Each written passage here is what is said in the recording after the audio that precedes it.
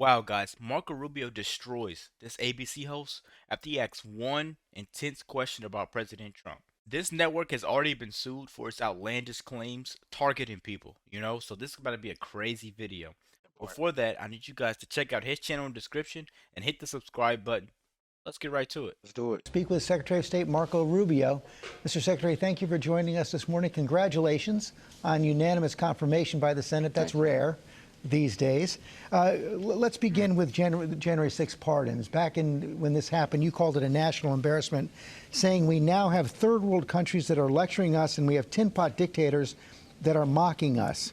Of course, you're now America's top diplomat. You'll be speaking with your counterparts around the world. What message does that pardon send to them? Well, I don't anticipate a single one of our partners will ask about it, obviously, and you know this well from your time in the administration. And my job is to focus on the foreign policy of the United States. I have a different job this morning and a different focus, and it's one that demands 100% of our attention. And so that's what I'll be focused on, and won't be opining on domestic matters at this point because, frankly, my focus needs to be 100% on how I interact with our counterparts, our adversaries, our potential enemies around the world to keep this country safe, to make it prosperous. That's the clear mandate from the president. It's what he campaigned on. I think he made it pretty clear yesterday that he wants to reinvigorate an American foreign policy that makes America safer and stronger and more prosperous. That's what the promise that Donald Trump was elected to keep, and that's the one we're going to help him keep at the Department of State. But as a senator, you did. Listen one second, guys. It's weird. ABC's obviously mad. Someone, you know, can speak that long without getting interrupted, because that they see he got 99 votes for Senate. It's a crazy place that the world's about to turn to, and a great place at that. When is the last time you see someone on there get to speak so highly? You're gonna see it throughout this interview. Yeah, they letting him talk. So this is crazy, especially George at that. Let's He keep going, always man. cuts him He off. got the network suit. Let's keep going. Did say that it affected our standing in the world. You don't believe that anymore? Well, as a senator, I had an opinion on all kinds of domestic matters, but now I'm focused singularly on foreign policy, on how I interact with our allies. For example, my first meeting right out of the box as soon as I'm sworn in and get over to the State Department is with the members of the so-called Quad, which are our important allies in Australia and in Japan and India.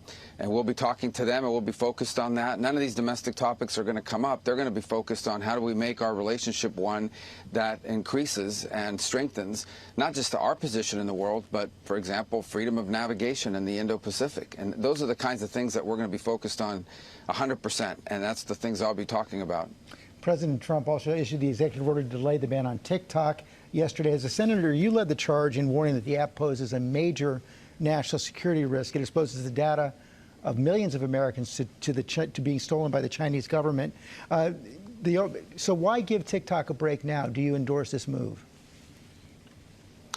Well, the law, which I supported, also includes in it, and it gives the president a 90-day window in which he can delay it going into effect. For example, if you have a potential deal on the table for someone to purchase. In the end, this was never a TikTok ban. This is a ban on companies controlled by foreign entities and the risk it poses to the United States. As part of that law, what it hopes to achieve in many ways is it either stops operating or it is no longer controlled by a company under the control of the Chinese Communist Party or any other foreign power for that matter. And so it gives the president a 90-day window in which to now hopefully find someone that will buy it or some arrangement that will deal with this. The law was written in such a way so it would have kicked in the day before a new administration. So I think it's fair to assume that a new administration would need more than just a handful of hours coming into power to make a decision on how they want to handle it, on which deal they think would be the right one. The president's outlined a model of a joint venture in which the United States would have an interest and a controlling interest in a way that would protect us. And so I think he's talked about a 75-day window of those 90 that he wants to use to see if an arrangement can be found. But ultimately, See, guys, George Stephanopoulos, or however you say his weird name, he's completely silent while Right. this guy, Marco Rubio, has nothing but answers for everything he's asking. And since we're talking about the law, this is the first Latino Secretary of State. Everybody's like, everybody that's Latino, Trump hates him. He wants to Right. deport them all. No, we're talking about the law, and we're talking about solving the problems at hand. These people are here illegally. They're running savagely through our country, and we're getting them gone. That part. So I like how, we're using the military now to do this domestic thing. Now, someone said that when you have military people involved domestically, then that can cause a problem because they're trained, to get serious. Yeah, definitely true. But this is a national security thing with this deportation thing. We're overrun. Um Marco Rubio just signed something today where he's prohibiting any transgender person from putting X where it says gender, any binary Yep. person, as far as for their passports. He's halting that until they go back over it. Like we said, I'm sorry, YouTube, but the rainbow flag is coming down. It's coming down. The Coming rainbow flag's down. leaving the White House. You know, if it hasn't already, it's leaving the White House, That guys. part. Let's keep going, man. Make sure you guys hit that subscribe button too. Let's do it. Congress passed a law and the executive will have to execute on it. But that law gives the president the right to do exactly what he's doing now, and that is to take a pause and see if there is a arrangement that can allow people to continue to use a platform that clearly people like, but at the same time protect our national interests. Finally, the president, as you know, promised during the campaign to end the war in Ukraine, even before he took office. Of course, that didn't happen. But can you share any details on how you plan to end that war now? Well, look, this is a complex, tragic conflict, one that was started by Vladimir Putin that's inflicted a tremendous amount of damage on Ukraine and also on Russia, I would argue, but also on the stability of Europe. So the only way to solve these things, we got to get back to pragmatism, but we also got to get back to seriousness here, and that is the hard work of diplomacy. The U.S. has a role to play here. We've been supportive of Ukraine, but this conflict has to end. I think one of the most important lines in yesterday's inaugural address was when President Trump said he wants to promote peace. And I think everyone should be happy that we have a president that wants to promote peace. And that means we want the war in Ukraine to end.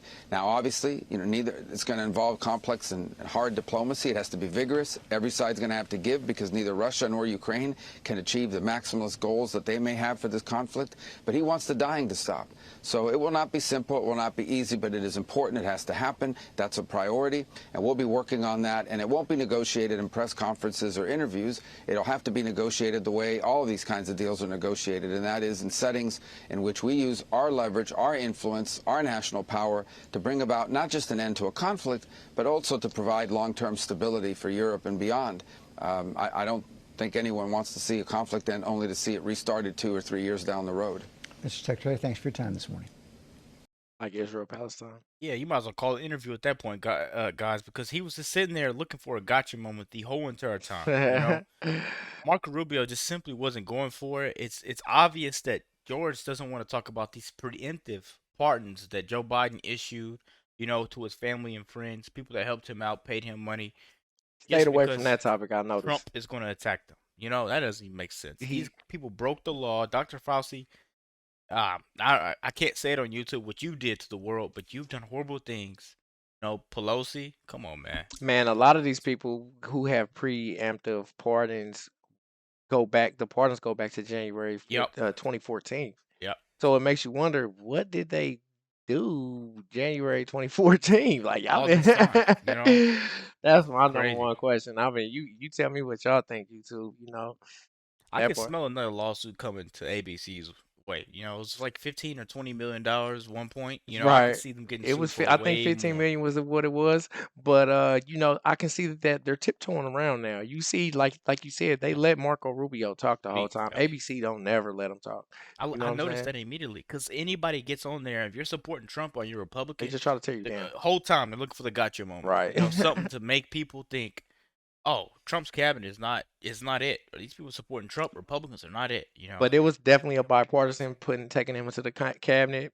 Democrats and Republicans on both sides voted him in unanimously to Secretary of the State. Congratulations, and thank you, America, for voting for Trump back into office. Yep. And thank you for tuning into this video. Be sure to check out his channel in the description. Thank you. Hit the subscribe button if you're new.